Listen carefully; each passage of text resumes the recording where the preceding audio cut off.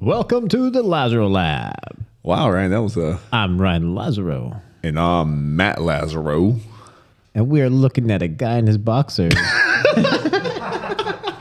No, okay. So there's a video that talks about repairing a metabolism, and it's been sent to me countless times. And I don't even really know who this person is.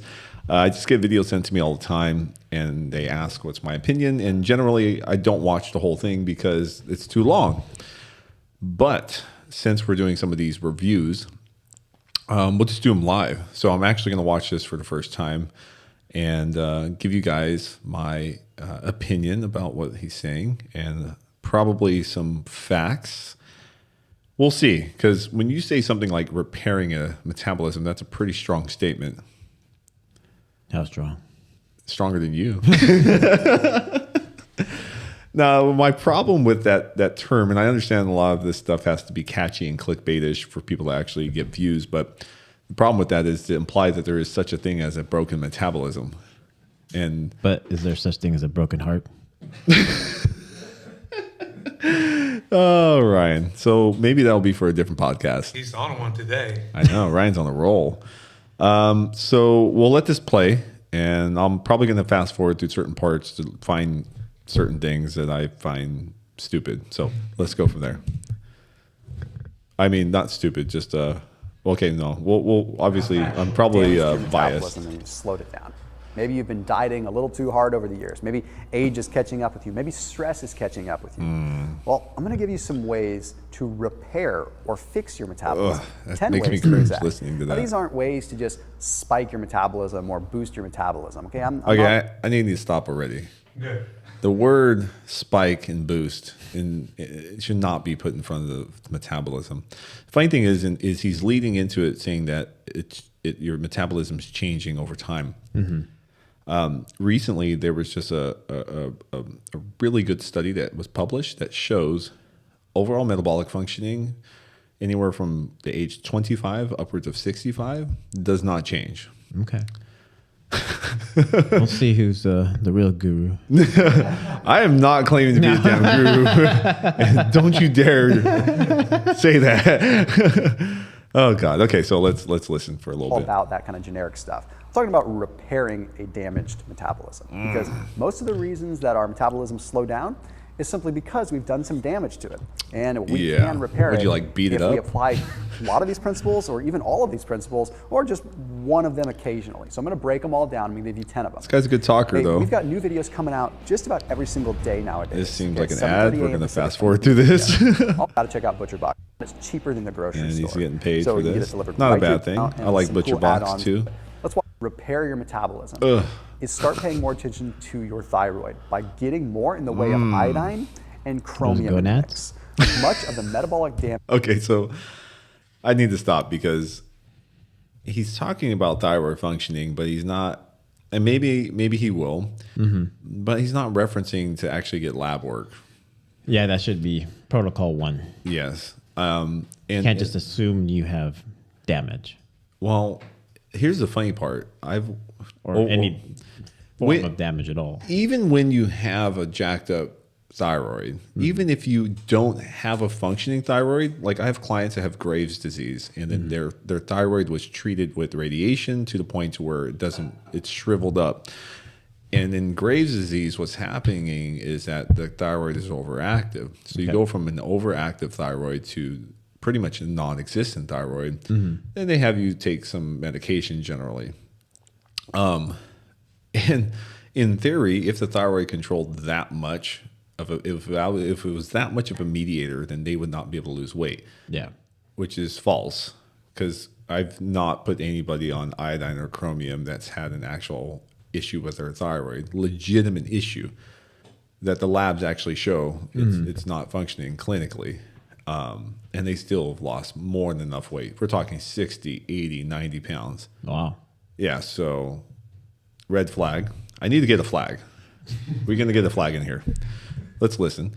That occurs in our body I don't have red because of the boxers. thyroid. Okay, when You do, our probably. metabolism is slowing down, it's generally our thyroid slowing down. This happens with age, it happens with stress, it happens with bad foods, autoimmune conditions, not whatever. true. To make matters very simple, your thyroid gland needs iodine to convert T4 into a usable form of T3. That's partially true. If you have T4, which is the precursor to thyroid, that's great, but you can't really use that until it's converted into T3. So what your body does is it combines He's iodine partially right. with tyrosine. And when it does that, it creates T1, T2, T3, T4, but it also helps the conversion process of T4 to T3. Now this is very important to boost your metabolism, but there's a secondary thing I want to talk about, and that's getting chromium in. Okay, chromium is The thing about tyrosine is that what it's really doing for most people is it's actually making people feel better. Yeah. And so when you have better mood, what do you do more of? Everything. Everything, exactly. So you move more, and Yeah. that I increases. see them put it in pre-workouts, energy Yeah. drinks. And generally, it makes most people feel pretty good. Yeah. But if you Different take nootropics. but if you take too much tyrosine, it actually makes you feel like shit. So chromium, what we do know through some of the research. So he's just saying at the moment, he's just saying take these and this is going to help, but there's no change of lifestyle yet. But we're also, yeah, exactly. But we're also, he's also not saying that you need a measurable, you need something that's quantitating that this is slower or deficient or non-functional. Just back to the lab work. Yeah, at least have that. Yeah. Like, people are just going to assume because they weigh too much, Yeah. way Well, I more feel than like they shit. want. My thyroid must be fucked up, It's like, geez. roll that you can get, honestly, very inexpensively on Amazon. What chromium is going to do is it's going to help GLUT4 receptors come to the surface. What does that mean? It means that blood sugar that's floating through your body sometimes doesn't have a place to go. But if you take a little bit of chromium, it makes it so that the receptors that are inside our cells come to the surface of the cell to collect the extra glucose. Now, this can help you in a lot of ways, but it helps your thyroid because there's a lot of links with high blood sugar and insulin levels. So chromium does grab excess glucose to a degree, and generally if you take extra sugar or carbohydrates with it, it could help with like even a pump. Okay. He's partially true. He's oversimplifying some really complicated processes, which I get. You don't want to have a biochemistry channel and sell to the general population. No one's going to listen. But Yeah. Chromium, basically, one thing it does do is it does help with alleviating excess glucose levels in specifically people who are diabetic, though. And so we don't really have proof that it does that much effect, or does it effectively as effective at clearing glucose for people who are not insulin resistant. So, and there is maybe some correlations to high glucose, excess insulin to thyroid issues. He is right there, but I doubt that this type of transition is actually happening in the sense of how he's saying take all these things. So slowing down our thyroid. So let's control that and actually solve the issue, not just treat the symptom, okay? So iodine is going to help you create more thyroid, but let's solve the problem too with the chromium. Now you're going to get your iodine through kelp or through seaweed or something like that. Don't get it through iodized salt. That stuff is bleached and completely stripped of the minerals. It's not the best way to get your iodine. Okay, next one is going to be consuming my ACV drink. Oh, now, God. My ACV drink isn't a product, okay? It's just a collection of different ingredients. So it's usually 10 to 12. I feel like shutting this off already because he's talking about apple cider vinegar. Yeah. Don't shut it off. I know. I'm getting triggered. Yeah. I mean, I see a lot of people consuming this, like shots of it in the morning with cayenne pepper and lemon. And Yeah. All it's doing is fucking up their teeth. like it burns. No. Okay. Let me tell you what we know in the actual scientific literature is that we know that in diabetics, when you take apple cider vinegar, the acetic acid and anything acidic, even if it was lemon juice, can help alleviate some of the excess glucose in the body. And it does this via transporting it into different receptors, similar to the GLUT4 receptors, what he actually was talking about. Kind of true. So there is that. So it does have some of those properties. And to what degree does it happen, and does it positively impact an actual healthy individual? I have no freaking clue. But what we also know is that it may actually alleviate and assist with digestion. Okay. Right? Like you've seen, we have pills that sometimes we sell to people that want improvement in digestion. But it's not the only thing we're telling them to do, though. Yeah. we also tell them to stop eating like crap. You know? It's like you might be having an issue because all you're doing eating all these processed foods. Yeah, I mean, Hot Pockets and Chicken bakes, hot ice dogs, cream, hot dogs. 1 gallon of ice cream. Yeah, but I mean, think about it this way: if you eat enough food in one sitting, your stomach's going to have a hell of a time sometimes. And so, taking a little apple cider vinegar will help alleviate that if you're actually, Now, would it be recommended to consume after, prior? Does it matter? Generally after. At that point, or as it's you're already too late. Well, number one, what it's 100% not going to do is not going to help you lose weight. Unless it's just such a bad feeling you're throwing up after. Yeah. You might lose weight because you're now bulimic. So, but overall, there's no properties of actual burning fat and metabolism boosting. And maybe I move more because I'm shaking my head because it tastes so bad. Let's listen. Ounces of water, combined with a couple tablespoons of apple cider vinegar, about a half a teaspoon of cayenne pepper, and a little bit of lemon. Oh, Okay, hey, pretty you called it. Exactly Now, what the I reason said. that I compiled this Oh my is gosh. simply because it does have some metabolic repair effects. Okay, number one, the cayenne is going to have a thermic effect. It does boost your core body temperature just a tiny bit, so your metabolism can improve That's a little bit right there. true, to a minor but degree. It has some other effects too. It also improves dopamine levels. So when your dopamine levels are up a little bit, your dopamine hits are being satisfied, you have less cravings. I need to stop again. So he's saying it's He's going to be also- less cravings. Yes, but he's describing the dopamine response completely incorrect. You don't Okay. get dopamine hits. There's adjustments to how much dopamine is in your body. It's not like you all of a sudden produce a large amount of it. That's not how it works. Like you have a certain amount floating in the system per se. And then it based on the frequency of exposures to things that you're chasing overall. Yeah. Will determine your new set point of how much is actually circulating. And so it's actually a fluctuated process and has nothing to do with the HIIT. According to this picture, I will say no to chips. They're at like a slumber party. Hey, That's a small bowl of chips. that's like I feel like this should, if you put a cigarette in her hand or a joint, that would be more appropriate. Yeah. So no, sorry, I won't eat the chip. But I'll have the dip. What? Oh, I don't even want to know. This is good. Means you're eating less bad things that are affecting your metabolism man. negatively.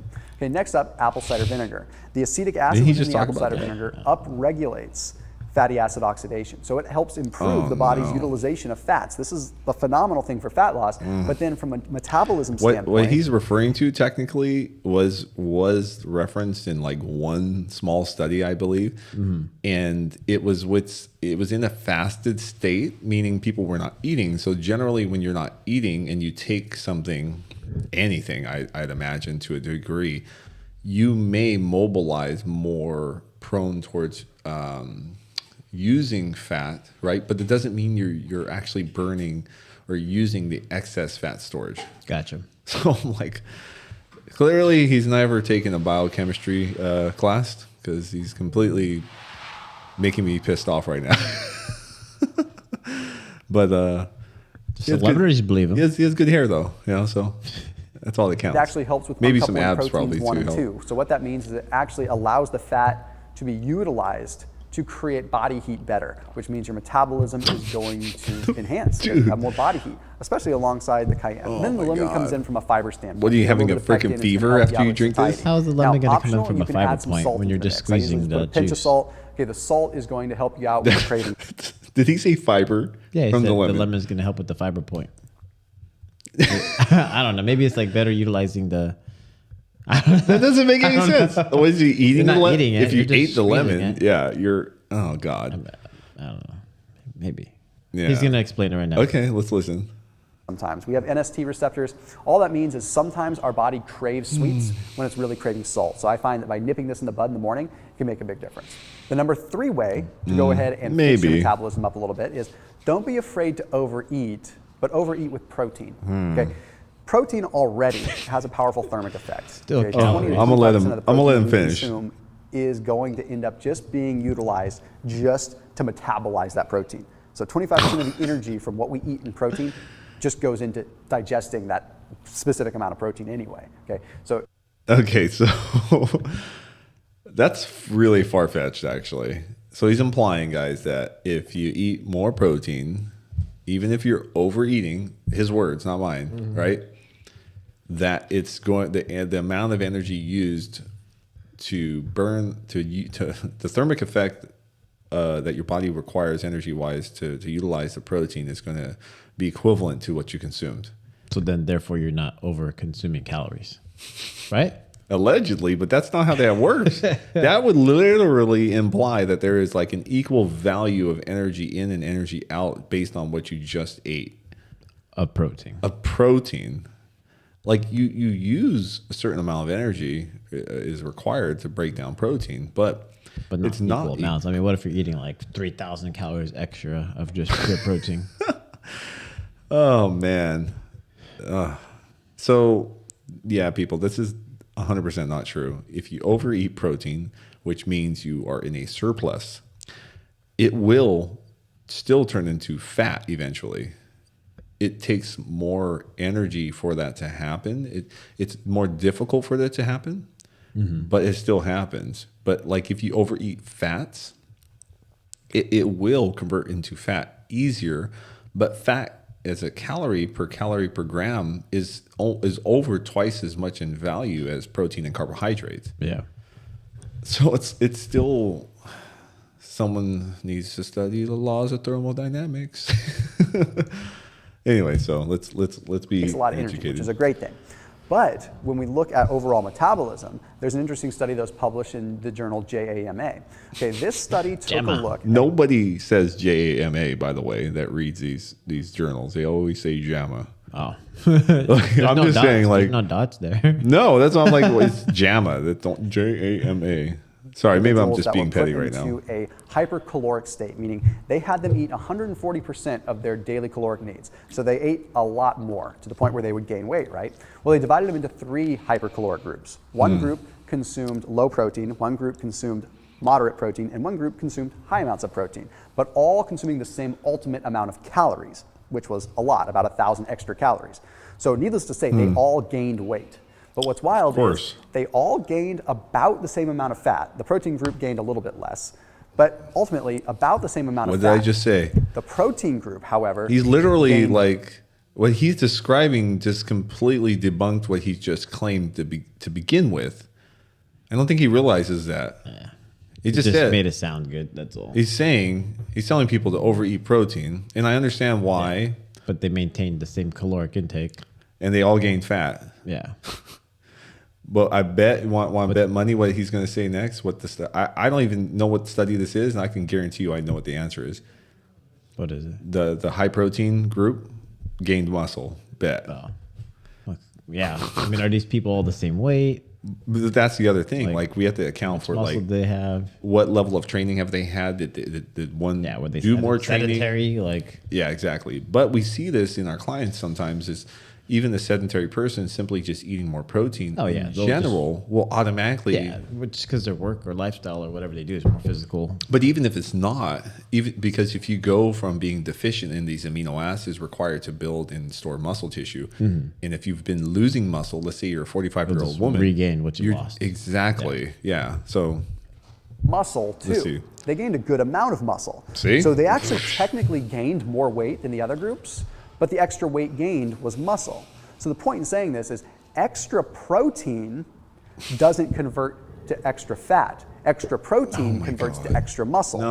So if you're going to overeat, you might as well overeat with protein because at least it's going to build more muscle, which is the biggest driver of your metabolism. It's partially true, but there's certain limiting factors of how much muscle you can actually gain. So we're assuming all these people were in a state that put them deficient at one point to be able to gain new muscle, and then we don't even know if they were resistance training, if they anything. The lack of context in this is frustrating. He is right to a minor degree, eating more protein, but generally, how often, Ryan, will you eat pure protein? You're going to go and by eat, itself, just bunch of chicken. Yeah, but even chicken still has fat in it. Yeah, well, that's the leaner of the. many too. So I mean, if you're eating more beef, you're getting a lot of more calories. but that's the thing. Like it depends on what you're eating and if it's a more pure source, and you're still getting other things. So I get what he's trying to say, but he's completely wrong in terms of like fixing a metabolism. You're not fixing anything. You're just getting adequate amounts of protein. Yeah. Well, let's see. I don't think I'm going to make it through this. More muscle builds your metabolism faster. So this is a great way to have your, steak and eat it too, I guess. Okay, all right, so the amount of muscle you would need to gain to affect your total metabolic rate is absurd. Move into number 4. You would have to gain like 20 pounds of muscle to make a difference in how many calories you're expending on a daily basis. Yeah. Just do that in like 2 months. A little help, huh? You can't do that by yourself, if you know what I mean. Oh, man. Okay. Proper leptin spike. This should be good. Pasta. Get the proper leptin spike with the proper kind of cheat meal. By the way, leptin doesn't spike, just like all hormones. Not a real thing, guys. Okay, so leptin is a simple thing. Leptin communicates from the fat cell to the brain and says, hey brain, we have enough fat on hand, go ahead and ramp up the metabolism. Pretty simple. If leptin levels are low, we don't have a lot of leptin, so the brain doesn't get the signal to turn up the metabolism, so the metabolism slows down. A lot of times There's a lot of claims to just really, I don't know why people are struggling so much. If we could just ramp it up, that metabolism. Okay, so much wrong with this. Leptin is one of many things in the body that regulates appetite. All right. And so it's not, there's no like increase in how many calories your body's going to burn relative to these leptin responses, and ghrelin is one of the other hormones that has a strong correlation. So when one goes up, the other goes down. The other goes down, the other goes up, so on and so forth, right? The problem with the way he's explained it is like, well, let me do this. Let's let him finish first. it's a leptin issue. More than often than not, it's a thyroid issue, but sometimes it's a leptin issue because we've been dieting for a long period of time. If you've been dieting for a long period of time, you need a leptin spike. But you have to spike your leptin with carbohydrates to really get a powerful leptin spike. You can spike it with fat, but honestly, it just works better with carbs. The American Journal of Physiology. I mean, generally, what he's describing is if someone's been hypocaloric for a very long time, and this is what I used to see a lot. Meaning just eating in surplus of calories. No. Deficit, an extreme deficit. So, like, you know, when I used to prep athletes for shows, yeah, towards the end, you do want to. They're on very few calories, and then temporarily, sometimes giving them more food. You know, what people were claiming that the food made their metabolism increase. It's not true. Gotcha. The extra food was still within a certain range of caloric requirements and made them feel better and made them move more. Ah. You see what I'm saying? Yeah. So these hormone fluctuations do play a role with how effective someone can metabolize or, let's say, oxidize fat, but still heavily contingent on other mechanical things like our movement and stuff like that. And he's going to cite a study probably incorrectly. Let's see. Published a study that found this. They took two groups. One had a cheat meal with carbohydrates, one had a cheat meal with fat. The carb group had significantly higher spikes in leptin. One very important thing to note, though, is if you have a cheat meal with carbs, keep the fats out of the equation. Do not mix fats and carbs because then that cheat meal will go to storage a lot more. Carbs anyway. It simply has to do with spiking the insulin and allowing fat to come in. Okay, we just want to have a high carbohydrate meal. Try to keep it with no sugar. Just keep it good, healthy, good clean starches, like maybe lentil pasta or chickpea pasta, something like that. Why would you call it a cheat meal? And that will spike your leptin levels. So do that a couple times over. I'll tell you, if I'm eating some freaking lentils and call it a cheat meal, you are having a bad day. Like, that's terrible. We'll make a video of what a real cheat meal looks like. You're quite good at this, Ryan. But guys, I don't know. I'm already starting to give up on this guy. But Let's keep going. For a 2-week period, try to spike your leptin a little bit, and then incorporate all these other things too. Look. Okay. There's no need to do any ridiculous cheat meals or anything like that if you're just in a minor deficit. Yeah. Honestly, if you're eating a decent amount of food and you have enough variety. I think a lot of people just want to purposely eat less so they could justify eating more on the weekend. If you eat 1,100 calories a day and you have one meal that's 3,000 calories, but you are a 200-pound man that's been eating those levels of food, it doesn't matter that 3,000 calorie meal in the overall metabolic budget of how many calories you're expending throughout the week will still not be equivalent. You know what I'm saying? Like it's not one of those things. You can move the phone. Anyway, so sorry, we had some feedback coming through. Okay, slow down on the HIIT. We'll see. Number 5 is going to be slow down on the high intensity workouts for a little bit. Okay, I'm all for high intensity interval training. Trust me, I talk about it all the time and the benefits of it. But how many times have you seen someone that is overweight and their body hasn't changed? Why maybe it's you. Your body hasn't changed in a long time. I know why I tell people. And they're still just grinding away at their CrossFit workouts, but their body never changes. It's a perfect example of adrenal overload. Like you're pushing your body so hard all the time that your adrenals are getting burned out and your cortisol levels are staying so high that you're ultimately ending up with a body fat accumulation. That's what's going on with me. Okay, guys. That is 100% not happening to people, especially if you're just you're recreationally working out. If you are an elite CrossFit athlete doing 5 to 6 WODs a day, it is possible maybe to have excessive cortisol levels at the wrong time. There's no such thing as adrenal fatigue. And I think that's what he's also alluding to without saying it. There's no such thing as dysregulation of those things in that sense that it's going to affect your total amount of energy being spent. Yeah. What we do see, so he's partially right on this, but his explanation is completely wrong.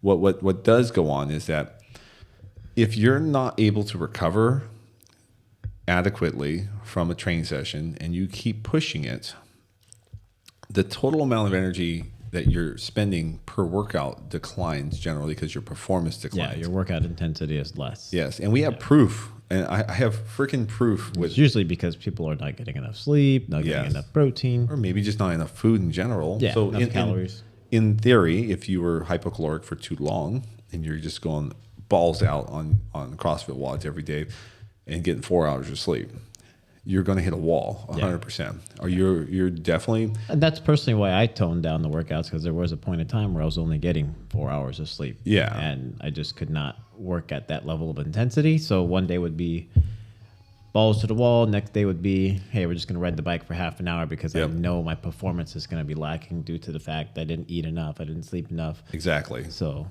what it comes down to, guys, is this is what's really happening is you have to. It's a give-take sense. So if you're expending a ton of energy in a short workout of high intensity, right, CrossFit, high intensity interval, followed by really shitty recovery, and you feel like crap, your body will downregulate how much you move throughout the day. So you will move less, burn fewer calories, and then likely eat more. You may feel like you're doing the equivalent, but you're not. Because you're just physically, mentally fatigued. Exactly. And when you're in a fatigue state, our general ability to perceive how hard we're going is completely totally off. And we have proof, like with the Whoop and other trackers, where people feel like their exertion levels are up here, but actual exertion levels are way down here. So it's just this is just a really snake oil salesman's way of approaching this. It's very frustrating, actually, because he's kind of right in certain senses, but his explanations are complete BS so far. So anyways, let's see. To do is you need to back off the high intensity work for a little bit. Trust me, it has its place and it'll come back, but you need to let your system come back down and chill out. So take a break and switch over to strength training for a little bit and limit the cardio. And if you do cardio, just kind of tone it down to just easy cardio for a little bit. Don't worry, it's not the muscle.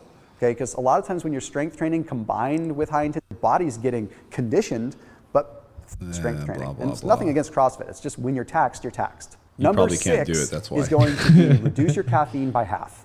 I'm not the kind of guy that's going to tell you Reduce to your cut out I mean, a lot of people probably Okay, need I'm to not- cut back on their caffeine, probably for a different purpose of what he's stating. Yeah, I mean, generally if people are consuming an excess of caffeine, like 700, 800 to 1,000 milligrams a day, the thing that's happening, it's not that there's a slowdown in your metabolism. It's just generally, there's a reason why you're over consuming it. And generally it's associated with what? Sleep, lack of sleep. Yeah, lack of sleep. And then a lot of people consume higher amounts of caffeine because they lose their appetite. Yeah, it does help control appetite a little bit more, but generally one of the issues that you run into is the adenosine receptors. The way caffeine works is it binds to these receptors, preventing them. Basically, when you bind to them, it prevents you from feeling tired. So it's not actually directly doing something to make your heart race or anything like that, but there is some minor effects depending on where the caffeine source is on that. But generally what you're doing, you could be disrupting that along with your circadian rhythm, depending on the timing that you're actually having it. So I like my caffeine, I like my coffee, I like my tea, but cut your caffeine in half. What ends up happening is we have this thing called the hypothalamic pituitary adrenal axis. Oh, God. And it Now he's gonna talk communicates from about the brain adrenal to the fatigue adrenals again. to produce more cortisol, to produce more epinephrine.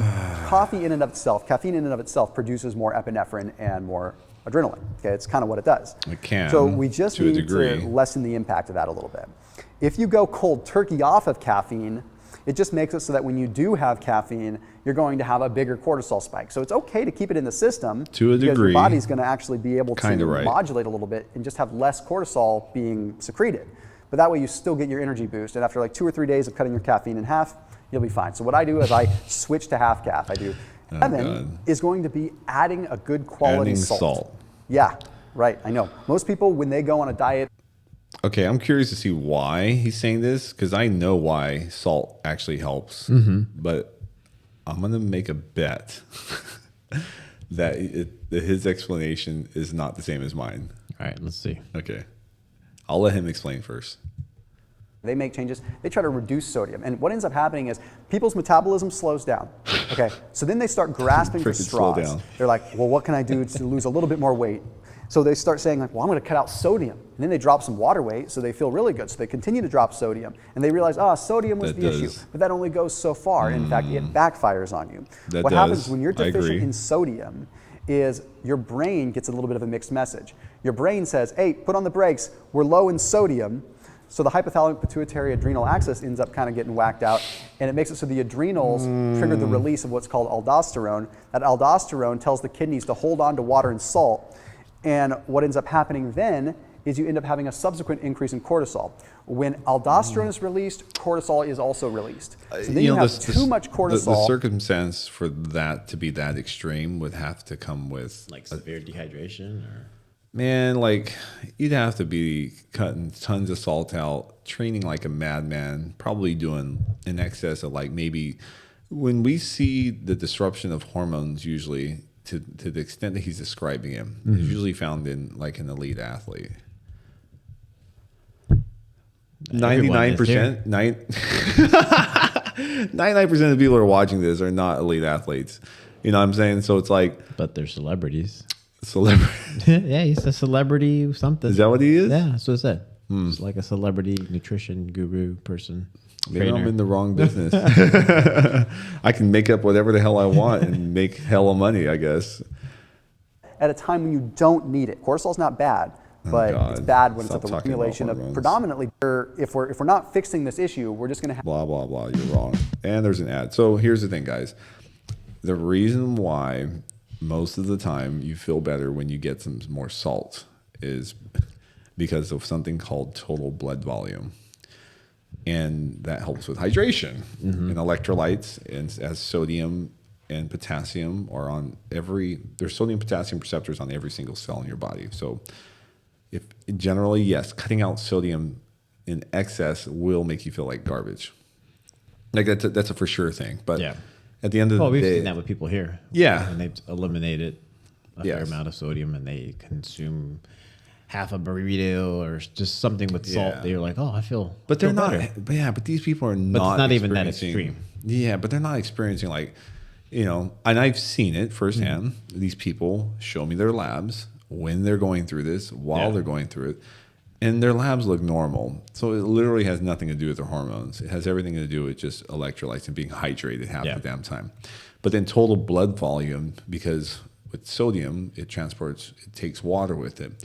Getting a little more blood volume makes you feel better. And then what do you do when you feel better? Whatever you want. Well, that's true. But you tend to do things that make you burn more calories overall. So Just being more active. being more active, your workouts get better.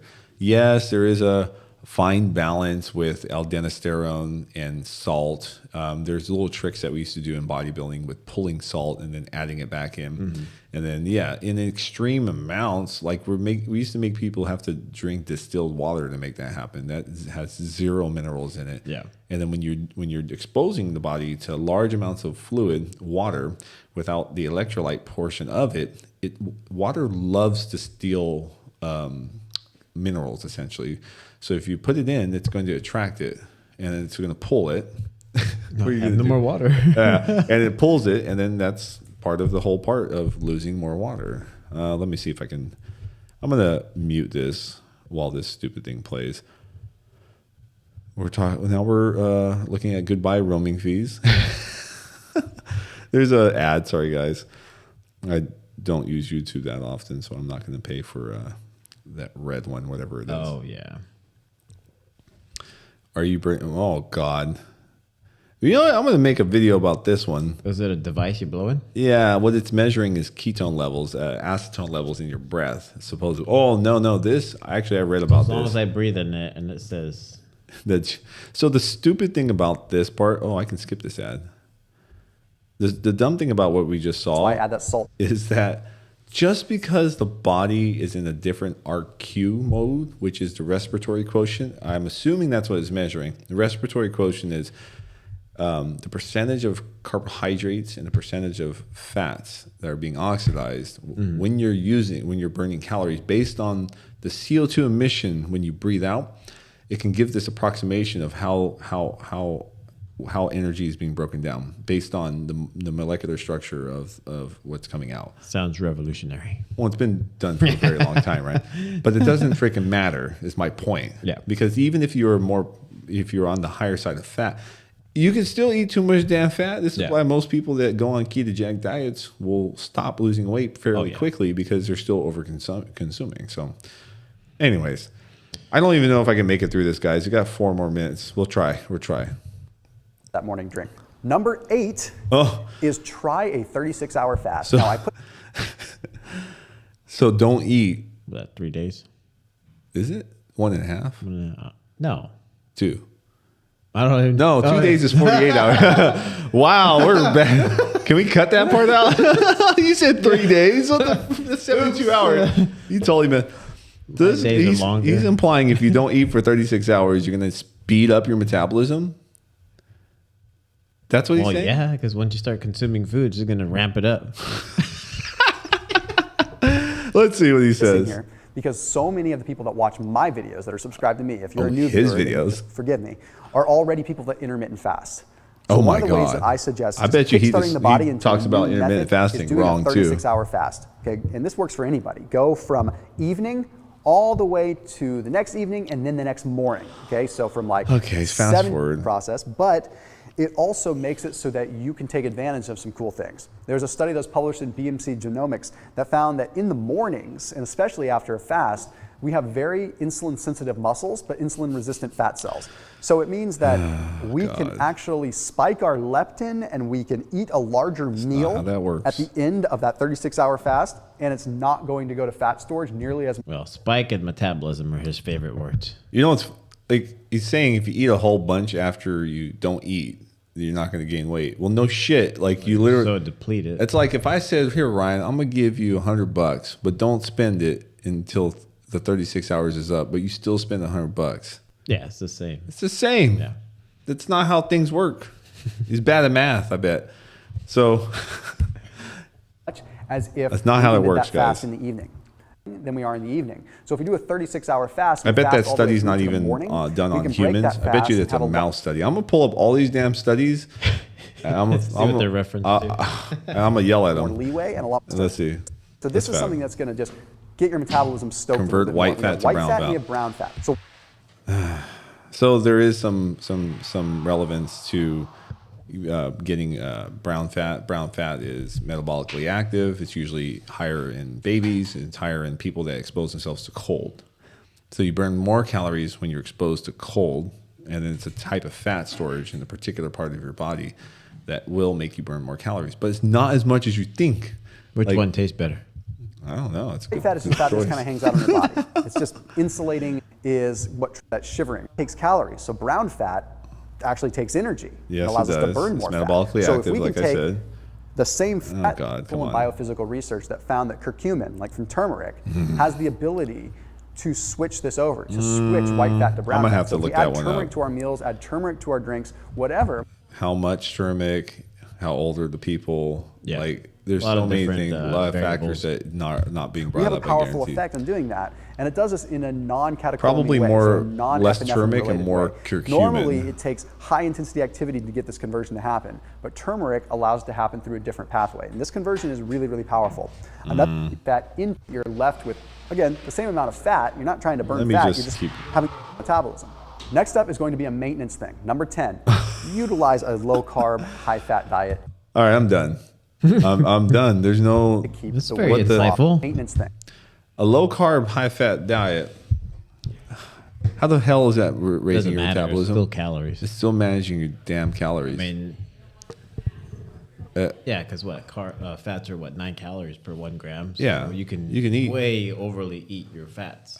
yeah, Total guys. calorie intake. You know, I'm going to stop because I feel like the rest of this is going to be an ad. So the reality is, guys, is calorie management is pretty much the only way.